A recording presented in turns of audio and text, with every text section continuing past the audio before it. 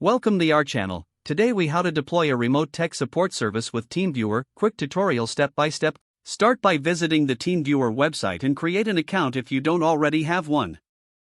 Navigate to the download section and choose the appropriate version for your operating system. Once downloaded, run the installer to set up TeamViewer on your device. Follow the on-screen prompts to complete the installation process. After installation, launch TeamViewer and sign in with your account credentials. Take note of the unique ID and password displayed on the main interface. These will be necessary for remote access. Next, ensure that the computer you're supporting has TeamViewer installed as well. Request the ID and password from the person you're assisting.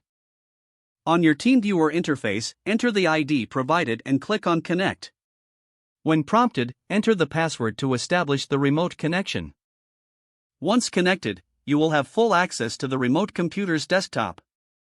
Use the tools available to assist your client, such as file transfer, remote control, or chat features. If needed, you can adjust the settings for better performance or quality, depending on the network conditions. Keep communication open with the person you're supporting throughout the session. When the support session is complete, simply close the TeamViewer connection. Remember to log out of your TeamViewer account if you're using a shared or public device. That concludes the process of deploying a remote tech support service with TeamViewer.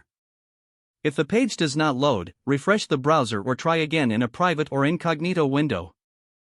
Make sure you are using the correct email address, then retype it carefully to avoid small typos. If your password is not accepted, use the reset option and create a new strong password you can remember. Check your spam folder for verification or security emails, then complete any requested confirmation steps. Enable two-factor authentication if available to improve account security and reduce unauthorized access risk.